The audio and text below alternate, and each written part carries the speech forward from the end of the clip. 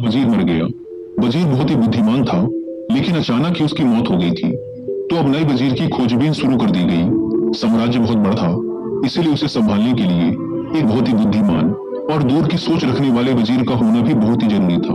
पूरे राज्य में सबसे बुद्धिमान और समझदार व्यक्ति की खोज शुरू कर दी गई। इसके लिए पूरे राज्य में तरह तरह की परीक्षाएं आयोजित की गई और पूरे राज्य भर से विभिन्न समझदार और विचारशील व्यक्तियों को छांटा गया और फिर आगे उनकी और भी मुश्किल परीक्षाएं ली गई और अंततः केवल 3 चुने हुए व्यक्तियों को राजधानी लाया गया ताकि सम्राट उनकी अंतिम परीक्षा ले सके। उन तीनों को राजमहल के एक कक्ष में ठहराया गया और सम्राट के द्वारा ये घोषणा कर दी गई कि कल इनकी अंतिम परीक्षा ली जाएगी और जो भी उत्तीर्ण होगा उसे राज्य का वजीर घोषित कर दिया जाएगा। लेकिन आश्चर्य की बात तो ये थी कि शाम होते होते पूरी राजधानी में ये बात फैल गई कि कल सम्राट कौन सी परीक्षा लेने वाला है। सारे नगर में इसकी चर्चाएं होने लगी। सम्राट एक बहुत ही अजीब परीक्षा लेना चाहता था। कल सुबह उन तीनों को महल के एक बड़े कक्ष में बंद कर दिया जाएगा और उस कक्ष के दरवाजे पर एक बड़ा सा ताला लगा दिया जाएगा। वह ताला उस राज्य के गणितज्ञों, कारीगरों और इंजीनियरों ने मिलकर बनाया था। उस ताले पर कोई चाबी नहीं लगती थी। ताले के ऊपर केवल कुछ गणित के अंक लिखे हुए थे और उन अंकों में एक पहेली छुपी हुई थी। जो भी उस पहेली को हल कर सकेगा वही उस ताले को खोलने में सक्षम हो पाएगा। धीरे धीरे ये बात उन तीनों के पास भी पहुंच गई कि कल उन तीनों को एक कमरे में बंद कर दिया जाएगा और बाहर एक ताला लगा दिया जाएगा जिसकी कोई चाबी नहीं है। बस उस ताले के ऊपर कुछ गणित के अंक खुदे हुए हैं जिनमें एक पहेली छुपी हुई है। तीनों में से जो भी उन अंकों का प्रयोग करके उनके पीछे छुपी पहेली को हल कर लेगा और पहले दरवाजा खोलकर कमरे से बाहर आ जाएगा उसे ही वजीर बना दिया जाएगा। यह सुनते ही उन तीनों में से दो तो बाजार की तरफ भागे और तालों से संबंधित गणित के विषय में जो भी किताबें मिल सकती थी वो सब ले आए और उनका अध्ययन करने लगे। लेकिन उनमें से जो तीसरा था वो सबसे अजीब था। वो ना तो कहीं गया, ना ही कोई किताब लाया और अंधेरा होते ही उड़कर सो गया। बाकी दोनों ने सोचा कि शायद डर के मारे इसने परीक्षा में ना बैठने का निर्णय कर लिया है या शायद इसे भरोसा नहीं है कि जो खबर उड़ी है वो सही है। लेकिन फिर भी उन्होंने कोई भी मौका छोड़ना ठीक न समझा, क्योंकि ये पूरी जिंदगी में सिर्फ एक बार मिलने वाला मौका था। वो रात भर किताबें पढ़ते रहे। तालों के विज्ञान से संबंधित जो भी साहित्य उन्हें मिला वो सब उन्होंने पढ़ डाला। सुबह हुई तो वो तीसरा व्यक्ति सोकर उठा और उन तीनों को सम्राट के समक्ष प्रस्तुत किया गया। वहां उन्हें पता चला कि जो अफवाह उड़ी थी वो सत्य थी।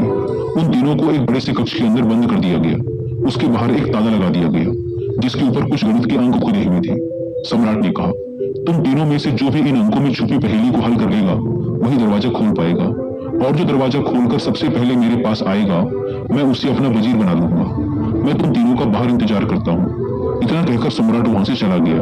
वो दो व्यक्ति जिन्होंने रात भर पढ़ाई की थी अपने वस्त्रों में कुछ किताबें छिपा कर ले आए थे।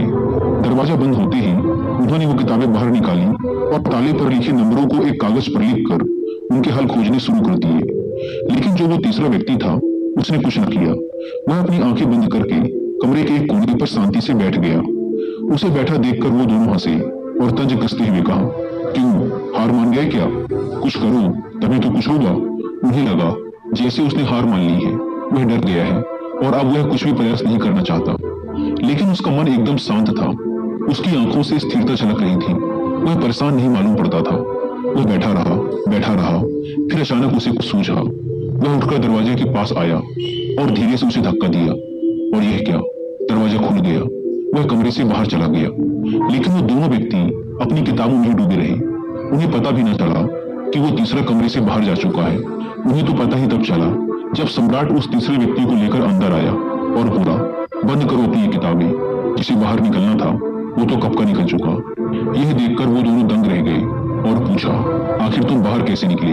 सम्राट ने कहा, ताला तो लगाया ही नहीं गया था, क्योंकि बंद ताले को तो खोला जा सकता है, लेकिन जो ताला लगाया ही ना गया हो उसे कैसे खोलोगे? ये आदमी तुम तीनों में सबसे ज्यादा समझदार है, क्योंकि इसने समझदारी का पहला परिचय दिया। इसने ताले पर लिखे अंकों को हल करने से पहले यह जानने का प्रयास किया कि आखिर ताला लगा भी है या नहीं। वही आदमी असल में सबसे ज्यादा समझदार है जो किसी भी समस्या को हल करने से पहले यह देख ले कि जिसे वो हल करने जा रहा है वो असल में समस्या है भी या नहीं। तो यह आदमी हमारे राज्य का सबसे समझदार व्यक्ति है।